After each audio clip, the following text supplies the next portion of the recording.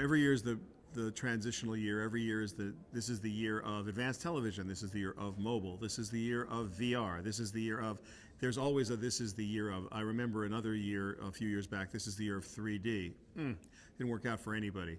So this is a transitional year, like all years are transitional. What's important though is that there are some things that have happened that are not really on display here at NAB that make things at NAB fairly relevant and also irrelevant. So first you have to think about what hasn't changed. What hasn't changed is that people like to hear stories, they like to tell stories, people like to have relationships and partners, people like to have offspring, and they like to raise them, they like to eat, they like to drink, and I'm oversimplifying it because it's very simple. Human beings are human beings. The technologies we use, the tools we use to capture our experiences, to display them, to communicate them, to message each other, they're constantly in evolution and have been in constant evolution since the dawn of time. But the job of the finest VR experience, the job of the greatest 3D experience, the job of the greatest UGC experience, the job of the greatest cinematographic experience that is exactly the same as the job as of the first cave painting, which is experience me. Somebody decided on the side of a cave they were going to draw a picture of something, and its job was to be seen. It didn't have another job. And maybe it was to communicate something. I've been hunting, I've been fishing, I've been whatever. You should too. I've murdered a calf, I've eaten a shark. Whatever it is they put on the cave wall, they wanted us to know it. Well, we're just making better cave paintings. We just really are. And so if you think about it in that context, then you can add the silliness. Now let's talk about the things that aren't here. The velocity of data is increasing and will always increase. That was not important when the data was still manageable, but information's not knowledge. And so we now have tons of information coming at us, and we don't have a way to translate the value of that information into wealth or translate it into knowledge. I will create petabytes or zettabytes of data with 8K cameras. But unless I have some metadata that is actionable, then it doesn't matter because I can't get the communication from one place to the other, measure it appropriately, and charge for it. And whether people are paying to watch my communication with money or whether they pay for it with their data, they pay for it. So paying with money is interesting because it's pay-per-view or pay or subscribe. But when you get access for free and you pay with your data, unless I can collect that data and make it actionable, it has no value. That's really not in evidence here. You don't see it everywhere. You see the tools to create. You see the tools to edit. And in some cases, the tools to distribute and to store. And everyone's talking about data, but it's Tower of Babel data. It's not actionable, homogeneous, user serviceable, business serviceable data. We're very far away from it. As these things change, as they evolve, we're going to see a very different business. So the question you got to ask yourself is, I've got machine learning and artificial intelligence happening at a step function rate. It's no longer a curve. It's so incredibly fast that it's well beyond our ability to create business rules or laws about it or understand it even. People are talking about programmatic advertising as if the computers will just go into an auction and sort of look at the data sets and make some good decisions about what the price should be. What about the people who actually plan the buy? Computers are capable of actually planning the buy now and optimizing it way past any human being's ability to interpret cognitively some number in some box in Excel to another box in Excel. Whole groups of people are going to be displaced by properly trained machines, or those who have created man-machine partnerships that are really valuable may be able to compete better than those who can't. We're at a place now where everything that can generate data generates it. Everything that can be connected will be connected. Everything that can be hacked will be hacked. We're looking at things in transition now that no one comprehensively is taking into consideration. Everyone gives it lip service, but no one's thinking about a future where big screen TVs no longer matter and television itself is a 99-cent app in a VR or AR app store. Not an app on a smart TV or a device on your smartphone, which may or may not exist in 5 or 10 years, the way we think of it now. What does the endpoint television look like? What's a program in that environment? No one really can tell you. If I could type something in like I want that show with the skateboarder I follow on Snapchat. And all of a sudden, the show or the video or whatever it is, the experience comes up. Is that television? I don't know. I don't think it is. And so that's not being displayed widely here at NAB. There are ways to make things, there are ways to distribute things, there are ways to measure things, but we're not seeing visions of the future when all of those disciplines come together and make something that we don't understand. But you could see little pockets of things coming together that we don't understand, and it's so awesome. So NAB is more awesome than usual because all of these tiny little proto environments are showing up all throughout the show floors, and I think it's cool. The part of that I appreciate.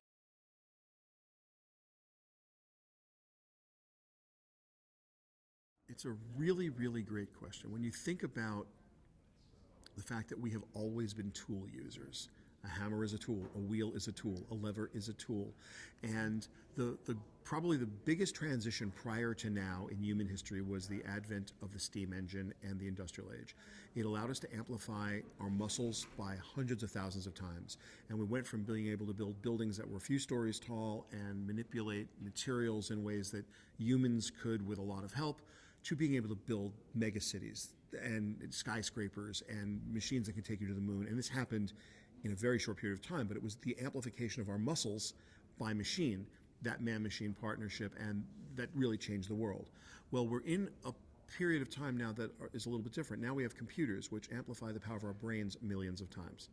That's a very different transition, and where you could make the assumption that, well, look, productivity is the key driver of the economy. So the more productive I am, the greater my economic potential is, and almost every business tries as hard as they can, day in, day out, to increase productivity because that's what drives the economy. The more productive you are, the more money you're going to make, or be able to make. So you could make an argument, and I think a good rational argument, that says, well, all of this data science and all of the things that are happening now around data are simply another enhancement, another tool set, and we will figure out how to use it. I agree. We did see displacement of workers when machines came to do the work of men, where the combine came to do the work of farmers, where you go down the list of things that the computer phototype setting business, the first Macintosh made pre-press a new thing. There was no more computer phototype, there was just do it on a computer. And entire industry went away. Computer phototype setting, gone. And it was replaced by a desktop computer. So you could argue that we've always lived through this. Most people would argue that white-collar jobs have always been immune to this because human brains are unique in the universe. It's the most complex thing that anyone's ever tried to analyze. We don't really understand the human brain. We are special luminous beings that are endowed by a creator, there's all kinds of stuff about being smart and being a person and being human and human decision-making that goes from physics to metaphysics to biology to psychology and sociology, and people have a wide range of ideas about that. AlphaGo and the DeepMind Challenge, just a few weeks back. If you had asked me 10 weeks ago, when is a computer going to be able to beat a Go master in the game of Go, this 2,500-year-old Chinese game played on a 19 by 19 grid with 10 to the 170th moves available to a player at any given moment, as opposed to, let's say, chess, which has maybe 20 or 30 moves available to a player at any given moment. And I would have told you, yeah, we're going to get there sometime in the next 10 years or so. It's going to happen, which would be my stock answer for things I just don't know when it's going to happen. A few weeks back, AlphaGo, Google's purpose-built machine that uses a combination of deep learning, hierarchical learning, and reinforcement learning, beat ninth Dan Divine Go Master Lisa Dole 4-1 in a Go match. 3 games to the computer, 1 game to Lisa Dole, then 1 game to the computer. Now, that is 10 years ahead of schedule on my schedule, and I thought I'm a future-thinking guy. But what was crazy was there was a move 37 in game 2, and I had this thing streaming in my office because I'm a little bit of a Go geek. I like to play the game. It's a kind of ancient Chinese war game. It's got black stones and white stones, and the idea is it's like a pattern matching game, and it's a war game. It's fun to play. It's a little strategy involved, and you kind of size up your opponent. There's some very human, intuitive things about the game of Go, and it makes you kind of, it's just a fun game to play. And the computer makes a move 37. They have a guy who's a fifth Dan Go master doing like narration and moderation, and they're all talking about it. And the guy goes, "Oh, what's this?" And he thought it was a mistake. And I look up and I'm looking at this board, and I'm not any Dan Go master. I'm a guy who just likes to play the game of Go with, my kids and my friends and a couple beers on a Go board, and you can spend a night goofing around. I'm looking at this thing going, wow, okay, we're all safe. I can blanket myself in the comfort of the information that computers are idiots and people are geniuses and we're all fine and that's all good. And I watched this computer over the next little while, move after move, lull this guy into like thinking he's winning and then go in for the kill. It was a stunning demonstration of artificial intelligence, pattern matching. It passed a different kind of Turing test. Alan Turing said the famous Turing test is that, well, we'll be able to trick a person to think they're talking to another person. That's going to be the Turing test. But when asked if computers think, he said famously, it's not the computers think. They're clearly doing something that's computational. Can they perform the way we who do think do, or we who do think perform? And this computer, it wasn't being human. This computer was acting like a human.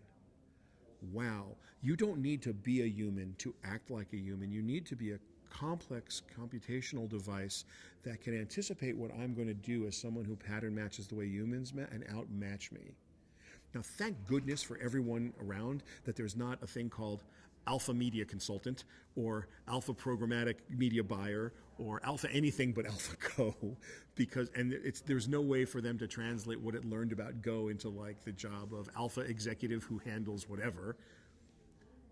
But why not? At some point, this thing is a step function and we're going to see craziness happen. It's different. It's different than it has been before because we're at the limits of where we get to play as humans and what we get, and the information coming in is too vast and too great. We're talking, according to Cisco, we're talking about seeing 10 zettabytes a year coming in computational data through the, backup data through the global data centers. But IoT endpoints are supposed to do 500 zettabytes annually. Humans can't interpret that. Machines will interpret that. And the machines we're building, left to their own devices, actually scare me a little bit. So I will push back and say, while you are right, we've had tools for millennia. We've been around dealing with tools. We've been man-machine partners for years, and we've been good ones. And the people, you're a man-machine partner with your car. You drive your car. But this is like a whole other level coming right now, and it is profoundly different to me. And while the things that will not change, the fact that human beings love each other, that they tell stories, that they make families, that they have to feed themselves, the way they do that is very likely to profoundly change in a relatively short period of time.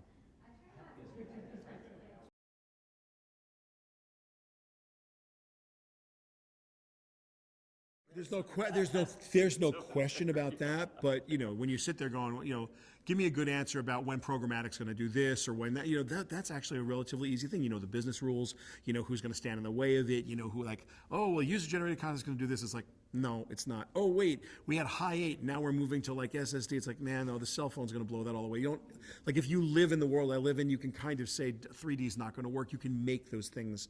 You can actually be declarative from a stage and act like you know something. If someone came to me 8 weeks ago, 10 weeks ago, and said, when's this going to happen? I would have declaratively said, with all my might, no, not going down that way. You don't understand that. You, stupid person, don't understand the vastness of the computational problem that you're asking to solve. It can't be solved with brute force, and we don't have computers that do that. And the answer to that is, oh, wait, Shelly, you were completely wrong. Not only do we have computers that can do that, they're badass. You are in serious trouble. It's like building tools to replace your hands are one thing, but building tools to replace your brain is a whole. That was my whole point. Because your brain drives your hands at the end, and that was who's going to be whose brain. And that's a very nice way to say it. Actually, I'm going to steal that. I'm stealing with attribution, of course, Ethan. But I'm simply saying that I'm going to steal that because that's exactly right. That's exactly right.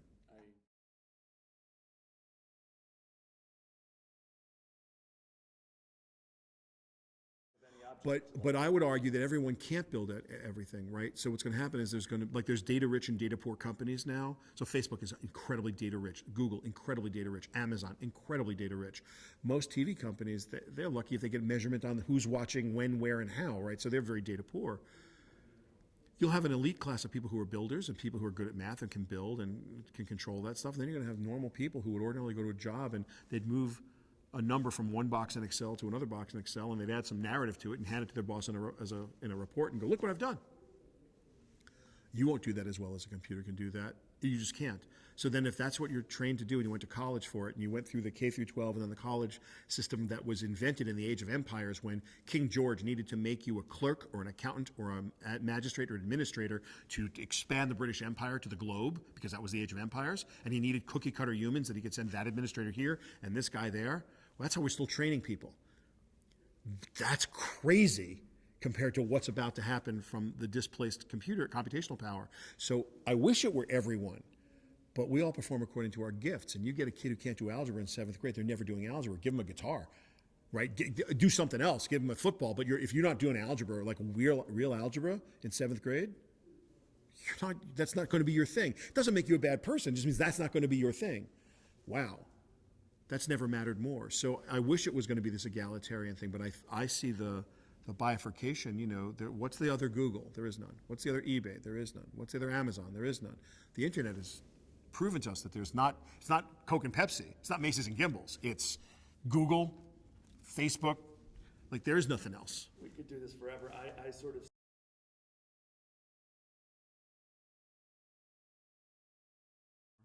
Look, this is the most exciting time in history. Yeah. The most exciting. There's never been anything more interesting than right now. And I think you always say that, but in practice, it's true. There's nothing more interesting than what's going on. And with that, I will thank you for your time today. I'm going to go actually try to make a living. Yeah.